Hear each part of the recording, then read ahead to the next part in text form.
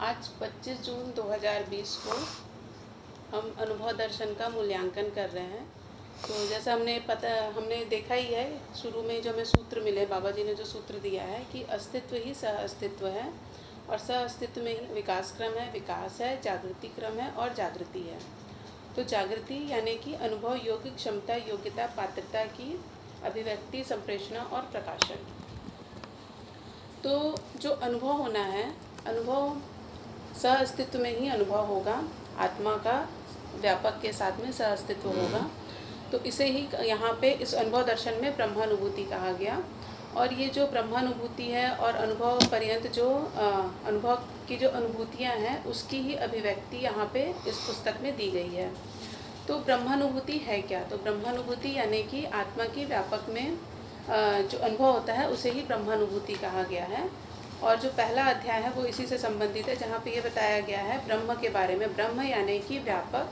तो यहाँ इस अध्याय में व्यापक की महिमा बताई गई है और साथ ही आत्मा यानी कि आत्मा को मैं से इंगित किया गया है, और मेरा यानी कि मन, वृत्ति, चित्त और बुद्धि।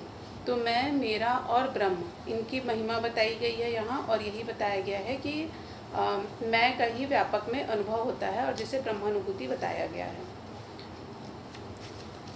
और ब्रह्मानुभूति पूर्वक ही जीवन जागृत होकर उसमें अभिव्यक्ति होती है, संप्रेषण होता है और प्रकाशन होता है।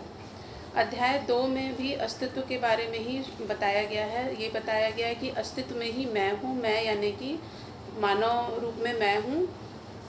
और इसमें फिर मानव के बारे में बताया गया, मानव की प्रवृत्तियों के बारे में बताया गया, असंग्रह, स्नेह, विद्या, सरलता और अभयता, और इसे ही हर्ष के लक्षण बताए गए।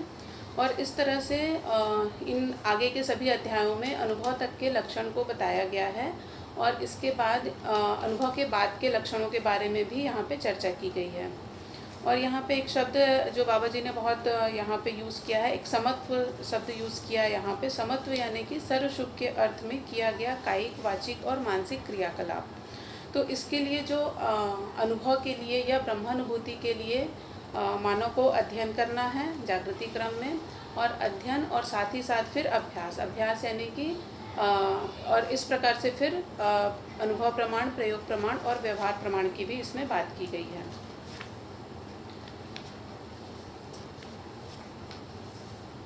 और फिर अध्याय 3 में ब्रह्म और प्रकृति को बताया गया है। प्रकृति को क्रिया शब्द से इंगित किया गया है। और इस प्रकृति में भी अविभाज्य मैं हूँ यानी कि मानव रूप में मैं हूँ। और मानव में ही ब्रह्मानुभूति होती है। ब्रह्मानुभूति यानी कि विश्राम या पूर्ण विश्राम, और यही मानवीयता पूर्ण व्यवहार पूर्वक सामाजिकता को इंगित करता है। तो यहाँ पे सामाजिकता की बात की गई है, देव मानवीयता और दिव्य मानवीयता की बात की गई है। और फिर इसी अध्याय में यही बताया गया है कि मानवीयता पूर्ण व्यवहार ही सामाजिकता है, और अखंडता, सार्वभौमता सह सामाजिकता पूर्ण जीवन ही अति मानवीयता यानी कि देव मानवीयता और दिव्य मानवीयता के प्रति जिज्ञासा है। यानी कि यहाँ पे अनुभव से पहले की ये बात की गई है। अध्याय 4 में संस्कार को बताया गया है, क्योंकि मैं मानव हूँ और मैं संस्कारानुषंगी हूँ। तो संस्कार पूर्वक ही मूल प्रवृत्तियों का उदय होता है और परिमार्जन पूर्वक ही पुनः अभिव्यक्ति होती है, इसे इंगित किया गया है। और मानव में जो संस्कार की पूर्णता होती है, यानी कि इसी से ही अनुभूति योग्य अर्हता मानव में आती है। तो संस्कार का आरोपण मानव में कैसे होगा, यहाँ पे ये बताया गया है। तो इसमें इस बात का वर्णन किया गया है कि अध्ययन, वातावरण और पूर्व संस्कार, इन तीनों को बताया गया है कि इन तीनों के द्वारा, क्योंकि पूर्व संस्कार तो पहले से ही है, तो अध्ययन और वातावरण पूर्वक ही मानव में संस्कार का उदय होता है, संस्कार की पूर्णता होती है। और इसमें भी जो मानवकृत वातावरण है उसी को प्राथमिक माना गया है, क्योंकि वहाँ से ही मानव में संस्कार आरोपण क्रिया में सशक्तिकरण होता है। और फिर इस अध्याय में साथ ही ये भी बताया कि अनुभूति योग्य अर्हता को उत्पन्न कर देना ही सुसंस्कार है, तथा ब्रह्मानुभूति योग्य अर्हता पर्यंत संस्कारभूत होना भादी है। अध्याय 5 में मानव के चारों आयाम की बात की गई है, और इसमें जो विचार, व्यवहार और कार्य, इन तीनों को प्राथमिकता से बताया गया है। तो विचार में धर्मपूर्ण विचार, न्यायपूर्ण व्यवहार और नियमपूर्ण उत्पादन की चर्चा की गई है, इसका वर्णन किया गया है। और इसमें प्राथमिकता रूप में नियमपूर्ण उत्पादन के बारे में बताया गया है। और फिर और साथ ही मानव, देव मानव के स्वभाव, प्रवृत्ति और दृष्टि की भी बात इसमें हुई है। साथ ही इसमें यह भी बताया है कि जिस मानव के उत्पादन का अधिकांश भाग अखंड समाज सार्वभौम व्यवस्था में और न्यून अंश परिवार में उपयोग सदुपयोग के निमित्त प्रयुक्त होता है, वही श्रेष्ठ मानव है और वही ब्रह्मानुभूति योग की क्षमता पाने का, ब्रह्मानुभूति क्षमता को पाने का अधिकारी है। अध्याय 6 में अस्तित्व की ही बात की गई है, जिसमें विकास क्रम विकास, जागृति क्रम जागृति को डिटेल में बताया है। साथ ही ये भी बताया है कि किस प्रकार से चारों अवस्थाएं हैं, पदार्थ अवस्था, प्राणावस्था, जीवावस्था और ज्ञानावस्था। और इसी क्रम में भ्रांत मानव है और फिर भ्रांत मानव से भ्रांत मानव, भ्रांत मानव में फिर देव मानव और फिर दिव्य मानव। तो यहाँ विकास क्रम से लेकर अनुभव तक की बात की गई है और अनुभव यानी कि उसे जागृति के चरमोत्कर्ष के रूप में बताया गया है। साथ ही ये भी बोले हैं कि ब्रह्मानुभूति संपन्न मानव ही जड़ प्रकृति की आसक्ति से मुक्त है, जिसका जीवन ब्रह्म मुक्त अवस्था में है। अध्याय 7 में प्रकृति के बारे में हाईलाइट किया गया है, जिसमें ये बताया गया है कि अस्तित्व में व्यापक है, हमको पता है, और प्रकृति है। तो प्रकृति में जड़ और चैतन्य रूप में प्रकृति है और इसमें ही सम, विषम और मध्यस्थ गुण हैं और इनमें 4 अवस्थाएं हैं जो रूप, गुण, स्वभाव और धर्म के रूप में हैं। और ब्रह्मानुभूति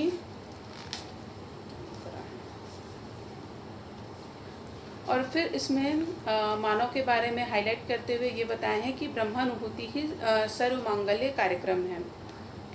साथ ही ये बोले हैं कि ज्ञानावस्था में सभी मानव का आद्यांत इष्ट ब्रह्मानुभूति है, अतएव मानव द्वारा मात्र उसी के अनुकूल उत्पादन, व्यवहार, विचार, विधि व्यवस्था, अध्ययन, शिक्षा प्रणाली, विनिमय और उपयोग प्रणाली का प्रणयन एवं उन्नयन तथा पालन, अनुसरण ही सर्वमंगलमय कार्यक्रम है।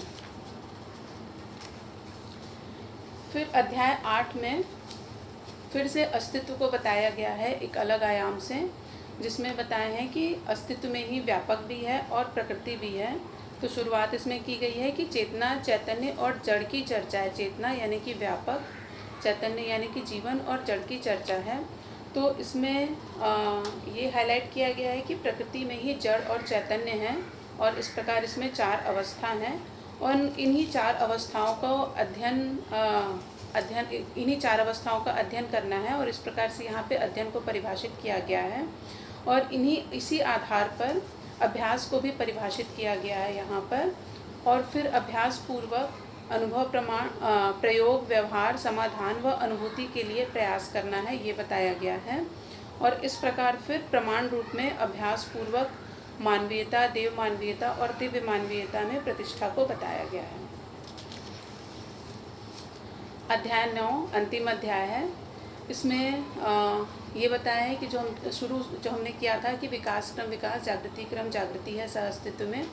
तो विकास यानी कि गठन पूर्णता, जो कि जीवन, जो कि हम मानव रूप में अब आ चुके हैं, हमारे में गठन पूर्णता हो चुकी है जीवन में। तो इसके आगे बचता है क्रिया पूर्णता और आचरण पूर्णता।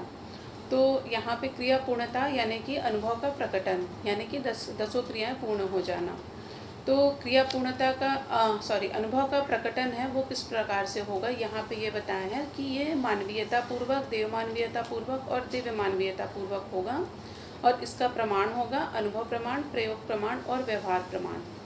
और यही सर्वमंगल कार्यक्रम है और जिसके सर्वसुलभ होने की यहाँ पे कामना की गई है। साथ ही यहाँ सतर्कता और सजगता को काफ़ी अच्छे से बताया गया है।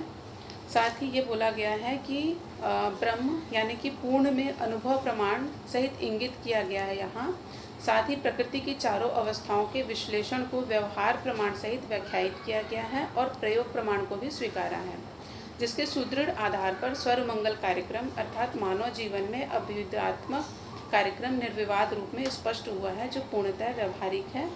यह सर्वसुलभ होने की कामना की गई है, जिससे ही भूमि स्वर्ग होगी, मानव देवता होंगे, धर्म सफल होगा और नित्य मंगल होगा। धन्यवाद। मानव अनुभव दर्शन। और आज मानव अनुभव दर्शन का मूल्यांकन है। तारीख है 25 जून 2020। तो मानव अनुभव दर्शन का अध्याय 1 में ब्रह्म ही जिज्ञासा है।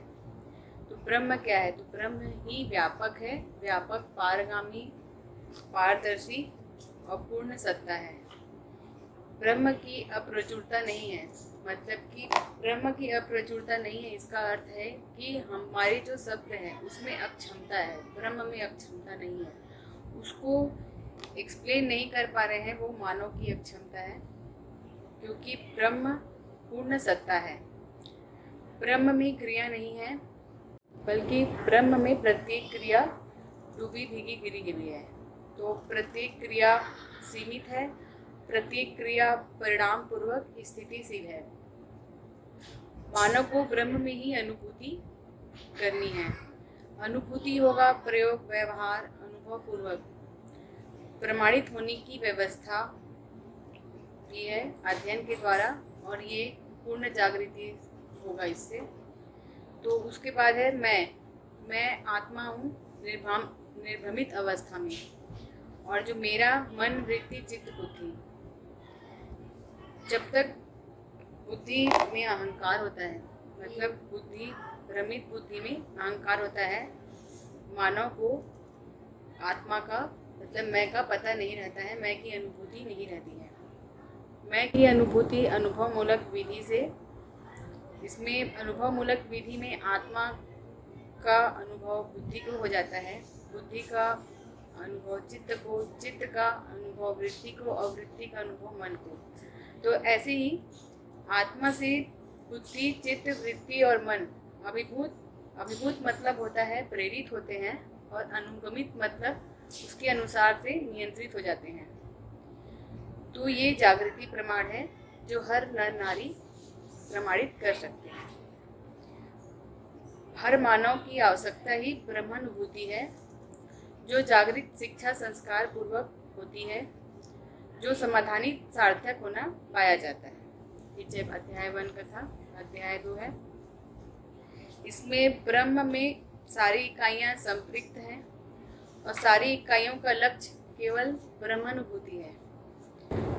ब्रह्मानुभूति मतलब व्यापक, और व्यापक का अनुभव। इसके लिए ब्रह्मानुभूति योग्य क्षमता का विकास करना है। इसके लिए क्या करना पड़ेगा? इसके लिए अस्तित्व में जो इकाइयाँ हैं उनका रूप, गुण, स्वभाव, धर्म एवं समुचित व्यवहार का अध्ययन तथा अभ्यास पूर्वक ही ब्रह्मानुभूति योग्य क्षमता का विकास हो पाएगा। जो मानव है वही केवल ब्रह्मानुभूति कर सकता है। मानव मतलब ज्ञानात्मा। ज्ञानात्मा का उद्देश्य क्या है? ज्ञानात्मा का उद्देश्य केवल क्लेश मुक्ति है। क्लेश मुक्ति मतलब प्रवृत्ति परिमार्जन। तो प्रवृत्ति क्या होती है? अभी भ्रमित मानव में संग्रह, द्वेष, अविद्या व भय ये प्रवृत्ति है। जब ये परिमार्जित हो जाती है तो इससे मुक्ति हो जाती है क्लेश से, और ये परिमार्जित होकर के असंग्रह, स्नेह, विद्या, सरलता, सहजता और अभयता में बदल जाती है। ये हर्ष के लक्षण है। क्लेश में दास्यता होती है, मन में व्यवहार की दास्यता, कर्म की दास्यता और विचार की दास्यता। मतलब जो भी हम कार्य, व्यवहार और विचार करते हैं वो हम कृत्रिम वातावरण के दबाव में करते हैं, तो उससे क्लेश होता है। ये क्लेश मुक्ति कैसे होगा? तो क्लेश मुक्ति आप्त पुरुषों के विधिवत उपदेश हैं, जो जीवन और व्यवस्था के प्रेरणा स्रोत हैं। आप्त पुरुष मतलब दिव्य मानव। इससे आत्मा का अनुभव बुद्धि को होगा, तो बुद्धि आत्मा से नियंत्रित होगी, फिर बुद्धि से चित्त नियंत्रित होगा, चित्त से वृत्ति नियंत्रित होगी, और वृत्ति से मन। जब मन नियंत्रित होगा तो मन व्यवसाय, कार्य, व्यवहार का नियंत्रण करेगा। तो इससे न्यायपूर्ण व्यवहार, नियमपूर्ण कार्य, धर्मपूर्ण विचार होने से दासत्व समाप्त हो जाता है। आत्मा मध्यस्थ क्रिया प्रतिष्ठित है। मध्यस्थ ही समाधान है, और आत्मानुभूति ब्रह्मानुभूति ही मानव प्रतिष्ठा है। अध्याय 3, इसमें विराट ही प्रकृति है। क्रिया समूह ही विराट प्रकृति है। प्रतिक्रिया सीमित सत्ता में संपृक्त है और ब्रह्म क्रिया का कारण नहीं है। ब्रह्म क्रिया का कारण नहीं है मतलब ब्रह्म क्रिया शून्य है, लेकिन ब्रह्म में नियंत्रित है। ब्रह्म में संपृक्त होने के कारण ही नियंत्रण ही प्रेरणा और प्रेरणा ही ज्ञान है। चारों अवस्थाएं ब्रह्म में ही नियंत्रित व प्रेरित हैं, इसलिए अभ्युदयशील है। मानव लक्ष्य मात्र ब्रह्म की अनुभूति ही है। श्रम का क्षोभ ही विश्राम की तृषा है। ब्रह्मानुभूति ही पूर्ण विश्राम है। यही दिव्य मानव पद है। प्रत्येक कर्म के स्फुरण मतलब विकास के लिए मूल संस्कार होना आवश्यक है और प्रत्येक कर्म संस्कारदायी होते हैं। संस्कारों के प्रभाव का प्रत्यक्ष रूप मन, वृत्ति, चित्त, बुद्धि की सक्रियशीलता है जो तात्पर्य में व्यक्त होती है।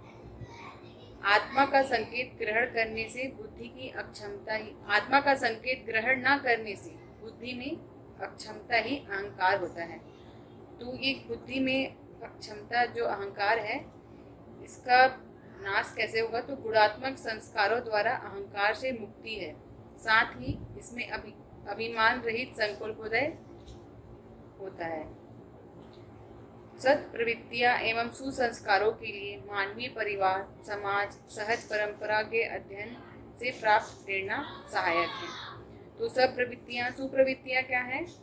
यह है असंग्रह, स्नेह, विद्या, सरलता, सहजता, अभयता। और सुसंस्कार, संस्कार मतलब होता है पूर्णता के अर्थ में की गई कृति जिसका परंपरा नाम संस्कार है। तो ये समाज में, मानवीय परिवार में, और ये प्रेरणा रूप में है और ये सहायक होता है हर मानव के लिए। अध्याय 4, इसमें आगे है फिर संस्कार पूर्वक ही मूल प्रवृत्तियों का उदय होता है। परिमार्जन पूर्वक ही पुनराभिव्यक्ति होती है। मानव होता है उसमें स्वभाव गुण होता है, अर्जित और आगंतुक गुण होता है। दो भेद होते हैं। तो आगंतुक गुण मतलब होता है तीनों अवस्थाओं के अनुसार जीने का कल्पना करना। अर्जित गुण मतलब होता है मौलिकता मतलब होता है मौलिकता ही मूल्य है और मूल प्रवृत्तियों में ही मौलिकता रहती है। तो मूल प्रवृत्तियां असंग्रह, विद्या, स्नेह, सरलता, सहजता, अभयता। तो भ्रमित मानव में प्रवृत्तियां क्लेश के सीमांतवर्ती होती है, मतलब मानव सिर्फ क्लेश के बारे में ही सोचता है, उसकी सीमा उतनी ही होती है। जबकि जागृत मानव में मूल प्रवृत्तियों के मूल में मौलिकता स्वीकृत रहती है, इसलिए वह हर्ष में रहता है। संस्कारगत स्वभाव दो हैं, मानवीयतापूर्ण, अति मानवीयतापूर्ण। अति मानवीयतापूर्ण प्रवृत्ति है जो संस्कार नहीं है। तो अमानवीयतावादी मतलब कि जो पशु मानव और राक्षस मानव, ये प्रवृत्ति होती है जो संस्कार नहीं है। अनुभूतिपूर्ण योग्य अर्हता को उत्पन्न करना ही संस्कार है। अनुभूतिपूर्ण योग्य अर्हता मतलब कि आत्मा की अनुभूति और ब्रह्म की अनुभूति, यही संस्कार होता है। तो मानवीयता तथा अति मानवीयता से संपन्न मानव योग्य वातावरण का निर्माण, शिक्षा व्यवस्था का अध्ययन कार्यक्रम करना ही आप्त मानव की आकांक्षा है। आप्त मानव यानी दिव्य मानव की। चैप्टर अध्याय 5। तो जो ज्ञानात्मा का लक्ष्य वो उत्पादन, वितरण, व्यवहार, व्यवसाय एवं भोग नहीं है। ज्ञानात्मा आनंद, सहज निरंतरता चाहता है और यह जागृति पूर्वक ही सफल हो सकता है। ज्ञानात्मा नियम पूर्ण कार्य, न्यायपूर्ण व्यवहार, समाधानपूर्ण विचार, यही सुख, शांति, संतोष और ब्रह्मानुभूति ही परमानंद है। मानवीयतापूर्ण जीवन, आहार विहार आदि में संयम तथा आवश्यकता से अधिक उत्पादन और कम उपभोग के सिद्धांत की स्थापना एवं पालन करता है, तो वह ब्रह्म अनुभूति क्षमता पाने का लक्षण होता है। अध्याय 6। इसमें फिर ज्ञानात्मा, जीवात्मा, जड़ प्रकृति, परमात्मा व उसकी चर्चा प्रसिद्ध है, उनके बारे में बताया गया। यही जीवन जगत एवं ईश्वर सहज अध्ययन है, अध्ययन करने वाला मानव है। जीवन जगत मतलब चारों अवस्थाओं को, और ईश्वर सहज जो व्यापक है उसका अध्ययन, और वो अध्ययन मानव ही कर सकता है। इसमें पदार्थावस्था का विकास, चरमोत्कर्ष ही ये प्राणावस्था का विकास है। फिर प्राणावस्था का अंतिम विकास चैतन्य जीवावस्था है। चैतन्य जीवावस्था का उच्चतम विकास चैतन्य भ्रांत ज्ञानावस्था। भ्रांत ज्ञानावस्था का विकास भ्रांताभ्रांत ज्ञानावस्था। भ्रांताभ्रांत ज्ञानावस्था का सर्वोच्च विकास देव ज्ञानावस्था, दिव्य ज्ञानावस्था, और ज्ञानात्मा का अंतिम विकास ब्रह्मानुभूति है। मतलब पदार्थ अवस्था का विकास होता है तो वो प्राणावस्था में, प्राणावस्था का विकास होता है तो चैतन्य अवस्था में, चैतन्य अवस्था का विकास होता है तो जीव अवस्था से वो ज्ञानावस्था में जाता है। ज्ञानावस्था में भी भ्रांत अवस्था होती है, भ्रांत के बाद विकास होता है तो भ्रांता भ्रांत के बाद फिर देव मानव और दिव्य मानव। तो इस प्रकार से ज्ञानात्मा का अंतिम विकास ब्रह्मानुभूति है, यानी व्यापक का अनुभव है। जीवात्मा और ज्ञानात्मा का शरीर संरचना अधिकांशतः समान रहते हैं, लेकिन दोनों में ज्ञान का जो अंतर रहता है। जो ज्ञानात्मा है वह उत्पादन, व्यवहार, व्यवसाय, उपयोग, उपभोगात्मक क्रियाकलापों के स्वयं के आशा, विचार, इच्छा, संकल्पना अनुसार करता है। इससे उसमें वैचारिक परिवर्तन और परिमार्जन होता है, फलतः उसको अनुभव होता है। और अध्याय 7 में अध्याय 6 को ही आगे बढ़ाया गया है कि जैसे जड़ क्रिया का अंतिम परिणाम चैतन्य का अंतिम विकास जागृति ज्ञानाभूति ही है। इसमें वैचारिक और गुणात्मक परिवर्तन और परिमार्जन दृष्टव्य है। मतलब ज्ञानावस्था में ही वैचारिक यानी विचार, समाधानित विचार और गुणात्मक परिवर्तन, तो ये दृष्टव्य है सिर्फ ज्ञानावस्था में। और परिमार्जन यानी प्रवृत्ति परिमार्जन। इस प्रकार जड़ से जागृति तक होने वाली क्रिया का विश्लेषण किया गया है।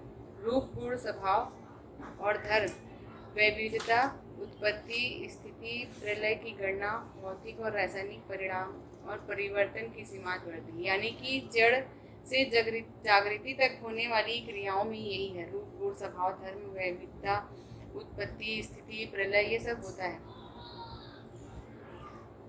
जड़ में ज्ञानावस्था में अनुभव की सीमांत वृद्धि है। सम विषम मध्यस्थ क्रिया, यानी कि जो ज्ञानावस्था है उसमें जागृति तक सम विषम मध्यस्थ क्रिया, अमानवीयता से मानवीयता, मानवीयता से अति मानवीयता, ये एक क्रम है। इस प्रकार ज्ञानावस्था में सभी मानव का अज्ञान इष्ट ब्रह्मानुभूति ही होता है। अध्याय 8 चेतना, चैतन्य एवं जड़ की चर्चा है। जड़ मतलब विकास पूर्वक, चैतन्य प्रतिष्ठित है, और चेतना मतलब व्यापक, चैतन्य मतलब जीवन। तो जड़ मतलब विकास क्रम के बाद विकास होता है तो वो चैतन्य हो जाता है, मतलब जीवन बन जाता है। तो जड़ परमाणु में ही ह्रास और विकास होता है, और इसका दर्शन होता है ह्रास और विकास का। उसमें परमाणु के अंशों में प्रस्थापन और विस्थापन होता है, और प्रकृति का जो दर्शन है वो संपन्न करने के लिए जीवन ही योग्य होता है। दर्शन क्षमता जागृति का द्योतक है, और जो गठन पूर्णता है, मतलब कि जो गठनशील परमाणु है, विकास के बाद वो गठन पूर्ण हो जाता है तो वो चैतन्य कहलाता है और अमृत हो जाता है।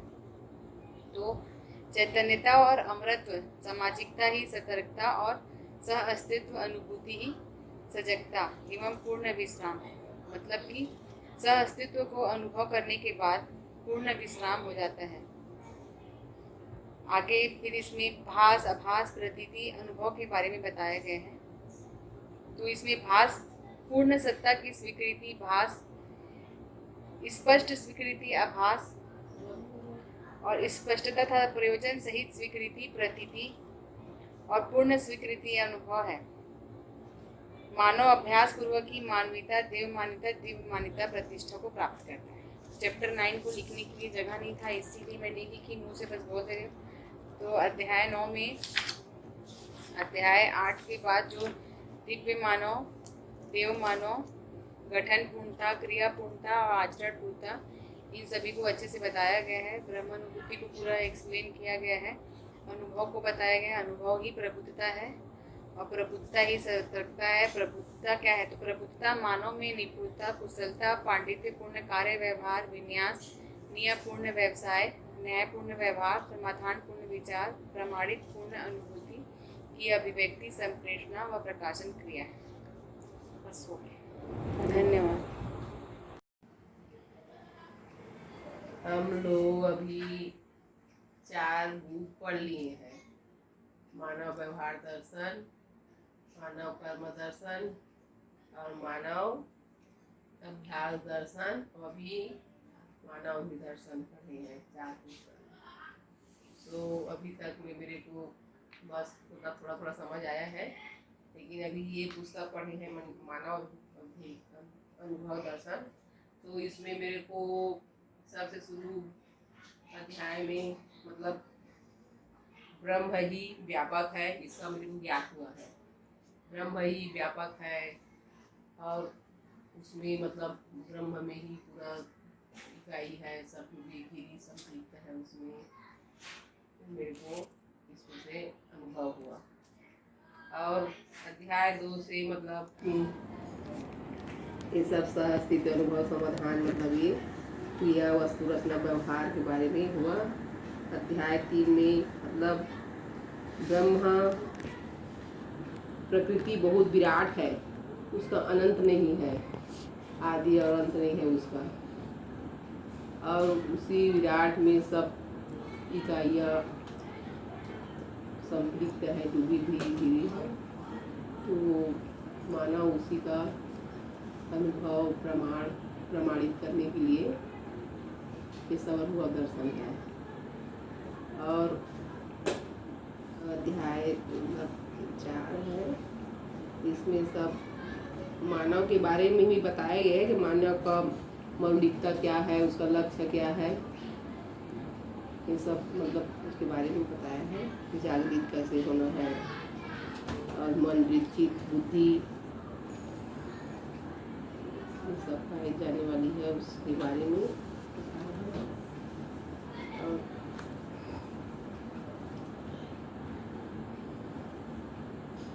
इसमें मतलब इसी में मतलब व्यापक में ही प्रकृति से ही मानव मतलब अपने विचार, व्यवहार, प्रयोग, अनुभव से ही मतलब आगे बढ़ सकता है। और ये सब मानव शिक्षा अध्ययन से ही ये हम इसको अनुभव कर सकते हैं। यही सब इसको बताया गया है। और न्याय, नियम, न्याय, संतुलन सब अध्ययन से ही अनुभव होगा। तो मान्यता पूर्ण आचरण, क्रिया पूरा आचरण, सब पूरा अनुभव ही मतलब जीवन का मतलब व्यापक में रहना और जागृति का होना, इसमें पूरा बताया गया है। तन मन धन का इसमें सदुपयोग भी मानव अभ्यास भी बताया गया है। अब इतना ही समझ पाई हूँ। अस्तित्व है, यही परम सत्य है। मैं क्या हूँ, क्या चाहता हूँ? मैं मानव हूँ, मनाकार को साकार करने वाला, मन स्वस्थता का आशावादी हूँ। मैं ज्ञान की इकाई हूँ, शरीर व जीवन में संयुक्त साकार रूप हूँ। मानव परंपरा पद मेरा शरीर तथा अस्तित्व परमाणु विकास फलता जीवन सहज रूप हूँ। मैं जीवन सहज रूप में जानने, मानने, पहचानने, निर्वाह करने की क्रियाकलाप हूँ। शरीर में 5 ज्ञानेंद्रिय, 5 कर्मेंद्रिय उनके क्रियाकलापों का दृष्टा हूँ, मानव सहित व्यवस्था हूँ, बौद्धिक समाधान बौद्धिक समृद्धि संपन्न होना चाहता हूँ, जीवन जागृतिपूर्ण और उसी चिंतन कर निरंतर चाहता हूँ, साथ ही भ्रम व भय समस्याओं से मुक्त होना चाहता हूँ। मैं अखंड समाज सार्वभौम व्यवस्था भागीदार होने का अधिकारी होना चाहता हूँ, स्वभाव स्वानुशासित होना चाहता हूँ, प्रत्येक मनुष्य में को ऐसा होना देखना चाहता हूँ। यही अनुभव दर्शन में मुझे ज्ञात हुआ। धन्यवाद। तो अभी अभी दर्शन पढ़ रहे हो तो आपको कैसा लग रहा है? अच्छा लग रहा है। क्या मतलब क्या नया चीज़ दिख रहा है? दर्शन से मानव को समझने का जानकारी हो रहा है कि मानव कहाँ से आया, कैसे होना। अनुभव दर्शन हम लोगों ने पढ़ना शुरू किया था। उसके पहले हम लोगों ने तो पहले ही बताए थे, क्या कहते हैं कि ये चौथी बुक है हमारी, जो कि मानव व्यवहार दर्शन पहली बुक थी, दूसरी थी मानव कर्म दर्शन, तीसरी मानव अभ्यास दर्शन और चौथी ये है मानव अनुभव दर्शन।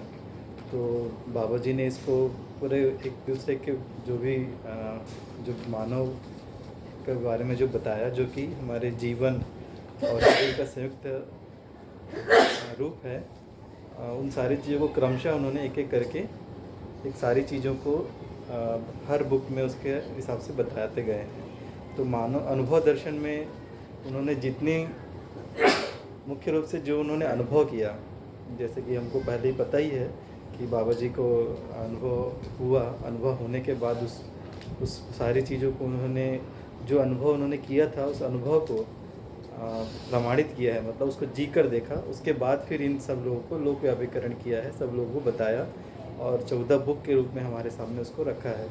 और ये जो बुक है वो एक्चुअल में मानव के जीने का नियम ही है एक हिसाब से, कि एक मानव जिस हिसाब से आपने को पता ही है कि सारे जिस जड़ को मानव ने पूरी तरीके से, जैसे जड़ यानी शरीर जो हमारा है उसको एक एक चीज़ों को उन्होंने जान लिया है। उसी तरीके से बाबा जी ने ये कहा कि मानव का जो दूसरा पार्ट है जिसको हमसे छूटा हुआ है, जो कि अछूता है, जो हम शरीर को तो जानते हैं लेकिन उसके शरीर के साथ एक जीवन भी है जिसको हम मानव पूर्ण रूप में मानव कहते हैं। उस जीवन को हम लोगों ने समझ नहीं पाए, तो उसको समझ नहीं पाने के कारण से ही जो जीवन चाहता है, जो जीवन के लिए जो आवश्यक चीज़ें हैं उसकी पूर्ति हम नहीं कर पाते हैं। मुख्य रूप से मूल्यों की बात बताई गई, मानवीयतापूर्ण आचरण की बात बताई गई और बहुत सारी चीज़ें, अनुभव की बात बताई हैं। तो मानव व्यवहार दर्शन में बाबा जी ने क्रमशः एक एक करके उन्होंने बताया। तो सबसे पहले उन्होंने बताया कि ब्रह्म को बताया कि ब्रह्म है क्या। तो ब्रह्म एक्चुअल में उन्होंने ये बताया कि ब्रह्म जो है वो व्यापक है, जिसको सत्ता के रूप में भी उन्होंने इंगित किया है कि व्यापक ही है, सत्ता ही है, जो कि पारगामी है, पारदर्शी है, जो कि क्रिया शून्य है और इस व्यापक में इकाई होने मात्र से ऊर्जित है। तो मुख्य रूप से दो चीज़ों को बाबा जी ने, जैसे कि उन्होंने गठन पूर्णता को बताया है, क्रिया पूर्णता और आचरण पूर्णता, तीन चीज़ को उन्होंने इस अनुसंधान किया है इस रूप में। और उसी को ही फिर उन्होंने एक एक चीज़ को बताया है, एक एक करके बताया है कि कैसे गठन पूर्ण हुआ, कैसे हमको क्रिया पूर्णता की ओर जाना है और कैसे उसको आचरण पूर्णता की ओर हमको जाना है। तो ये पूरे एक नियम है। इस नियम को के हिसाब से अगर हम चलते हैं, इस नियम के हिसाब से हम अगर जीते हैं, तो निश्चित रूप से उन्होंने स्पष्ट रूप से लिखा है कि जागृति निश्चित है, तो जागृति होगी ही, ये निश्चित रूप से उन्होंने कहा है। तो उन्होंने पूरा सूत्र दे दिया है, नियम दे दिया है, बस हमको उसको समझना है, समझ कर फिर उस हिसाब से जीना है। तो सबसे पहला उन्होंने जो पहले अध्याय में बताया है कि ब्रह्म जो है सत्य है और जगत जो है शाश्वत है। तो ब्रह्म को उन्होंने सत्ता, व्यापक के रूप में बताया है और जगत जो है वो, जो कि प्रकृति है, पूरा का पूरा प्रकृति जो है वो शाश्वत है, नित्य वर्तमान है, ये उन्होंने बताया। दूसरा ये बोला कि मानव दृष्टा पद पर है। तो जो मानव है, जो कि शरीर और जीवन का संयुक्त रूप है, वो क्या है, दृष्टा पद पर है। वही क्या कर सकता है, इस पूरे के पूरे प्रकृति को क्या कर सकता है, प्रकृति जो कि दर्शन के रूप में उसको देख सकता है, वो दर्शन के रूप में वो उसको सामने समक्ष में है करके। तो इसके बाद उन्होंने ये बताया कि मानव जो है दृष्टा पद पर है, इसलिए जागृति जो है प्रमाण संपन्न है। इसलिए मानव जो है वो जागृति प्रमाण संपन्न है ना, उसकी जागृति निश्चित रूप से होनी ही है। तो फर्स्ट अध्याय में उन्होंने मैं और यह दो चीज़ों को बताया है। तो मैं जो है उनको एक हिसाब से उन्होंने चैतन्य, जो हम चैतन्य इकाई बोलते हैं, चैतन्य इकाई मतलब होता है कि मानव में एक होता है जड़ इकाई और दूसरा होता है चैतन्य इकाई। तो जड़ इकाई और मैं जो है वो चैतन्य इकाई है, और यह के रूप में इंगित किया है। यह जो है वो ब्रह्म के रूप में यह को बताया है, जो कि अपरिणामी है, पारगामी है और व्यापक है। तो पहले अध्याय में उन्होंने जो व्यापक है उसके बारे में विस्तार से बताया है। तो हम लोग पहले भी जान ही चुके हैं कि व्यापक है क्या सारी चीज़ें, तो इसलिए हमको ये चीज़ें समझने में बहुत आसानी हुई। तो ये जो क्रम बाबा जी ने जो दिया है वो उससे हमको बहुत ये जो शब्द हैं सारी चीज़ें वो बहुत हमको आसानी से समझ में आ गए। इसलिए ये जो बुक के क्रम जो हम लोगों ने पढ़ा उससे हमको बहुत अच्छा फ़ायदा हुआ। ये मतलब मुझे फ़ायदा हुआ, ये तो मैं देख पाया कि ये जो चीज़ें अभी मैं जब अनुभव दर्शन को पढ़ा तो एक एक चीज़ें मतलब वो चीज़ें मेरे को धीरे धीरे समझ में आती गई कि वो कनेक्ट हुई वो पुराने बुक से सारी चीज़ें। तो ये बहुत अच्छा रहा कि इसमें जैसे बताया है कि प्रत्येक इकाई जो है प्रकृति का अभिन्न अंग है, और ज्ञानावस्था निर्भम इकाई में जीवन सहज अमृतत्व, शरीर सहज नश्वरत्व एवं व्यापक व्यवहार के नियम सहज ज्ञान है।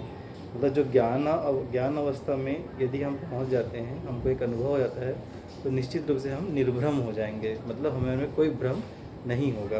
तो भ्रम की स्थिति नहीं होना ही ब्रह्मानुभूति है, एक अनुभव है। और इस पाठ में और भी बताया है, जैसे कि सम विषम क्रिया शक्ति आत्मा, ये सारी चीज़ें बताई है। मोक्ष के बारे में बताया है कि मोक्ष है क्या, और परमानंद के बताया है कि परमानंद है क्या। मतलब ब्रह्मानुभूति एक्चुअली में परमानंद है। तो ये है सेकंड पार्ट में ये कहा। सेकंड पार्ट का जो सार ही है वो बहुत अच्छा है, ये कि असंग्रह, स्नेह, विद्या, सरलता, अभय, यही क्लेश से मुक्ति और हर्ष के लक्षण हैं। तो निश्चित रूप से जब हम इसको अच्छे से पढ़ते हैं तो हमको पता चलता है, या मैं तो इस चीज़ को अनुभव तो नहीं बोल पाऊँगा, लेकिन इस चीज़ को मैंने आभास किया है कि यदि हम संग्रह के रूप में जीते हैं तो निश्चित रूप से संग्रह कोई भी करते हैं तो हमको वो एक समस्या के रूप में ही इंगित होती है।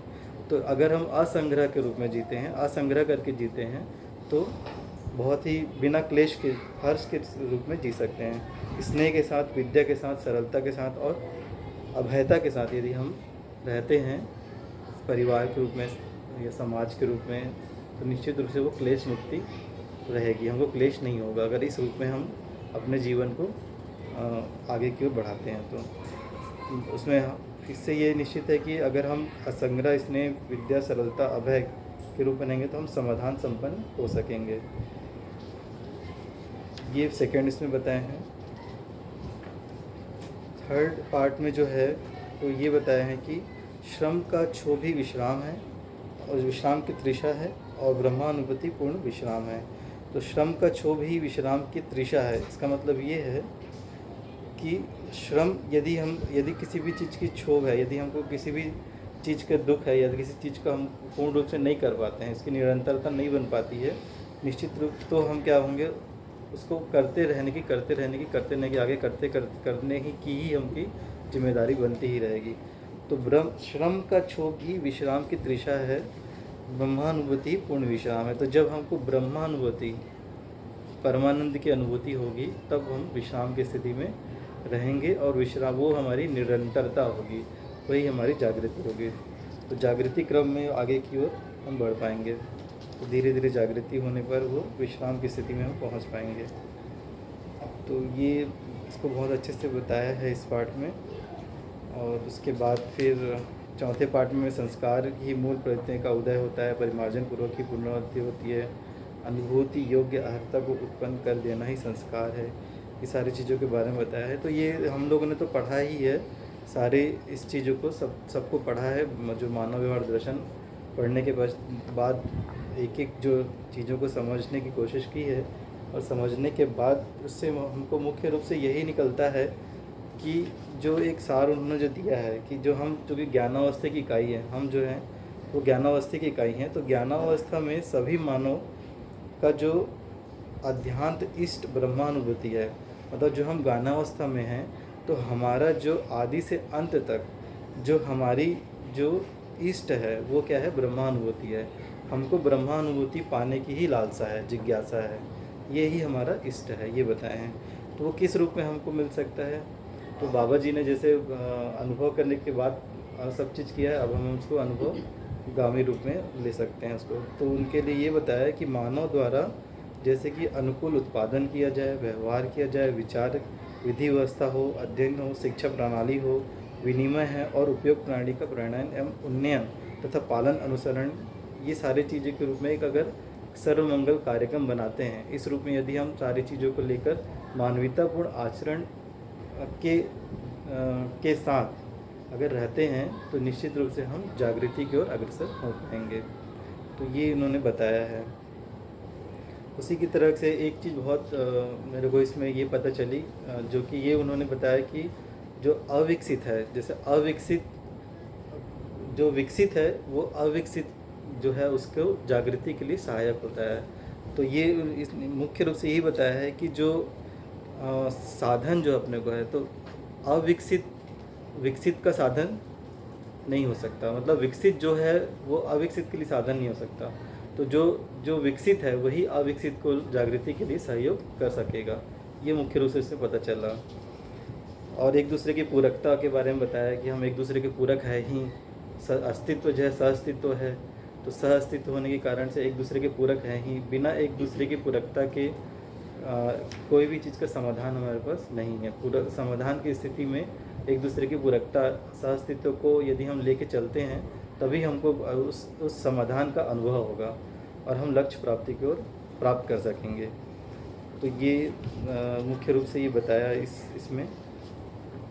बहुत सारी चीज़ें बताई हैं जो बहुत इम्पोर्टेंट है, और मुख्य रूप से शुरू से लेकर आखिरी तक बाबा जी ने ये बताने की कोशिश की है कि हर चीज़ को एक एक क्रम में ही बताया है कि अगर हम इसको अगर इस चीज़ को ऐसा करेंगे तो इस तरीके से ये कर सकते हैं, मतलब उसको बता दिया है, नियम ही बता दिया है कि आप इस चीज़ को ऐसा करोगे, इस नियम से अगर इसका पालन करोगे तो निश्चित रूप से ये आपको ये चीज़ होगी, मतलब। तो ये चीज़ें इसमें बताई है। मानव व्यवहार दर्शन, मानव अनुभव दर्शन, एक्चुअल में जो बाबा जी का पूरा जो उन्होंने अनुभव किया, प्रकृति ने, व्यापक ने जो उनको उनके प्रश्न का उत्तर दिया, उस पूरे उत्तर को उन्होंने एक दर्शन के रूप में हमारे समक्ष रखा है। ये एक नियम के रूप में है और ये प्राकृतिक है, इसलिए हमें जो कहते हैं कि अनुभव हमको हो ही सकता है, इसका मतलब अनुभव हो ही सकता है। धन्यवाद। नमस्ते। आज हम लोग 25 जून 2020 को अनुभव दर्शन की किताब मूल्यांकन आज ख़त्म करके आज मूल्यांकन रख रहे हैं। तो हम सभी परिवार में हम लोगों ने इस कोरोना लॉकडाउन के दौरान दर्शन को पढ़ना शुरू किया। एक प्रयोग के रूप में ही हमने मानवनाथ दर्शन से शुरू किया था और हमने पूरी कोशिश करी कि हम जितने भी सरल तरीके से इसको कर पाएँ, ताकि हम सभी का ये मन है कि अछूटी में होने वाले 6 मासिक अध्ययन के लिए हम सभी का मन बना हुआ है, जिसमें से पिछले वर्ष मैंने और मेरी श्रीमती ने 6 महीने का पठन कर लिया है। हमारे घर के सभी लोग अब आगामी 6 मासिक पठन जो अछूटी में होने वाला है उसके लिए पूरा मन बना चुके हैं।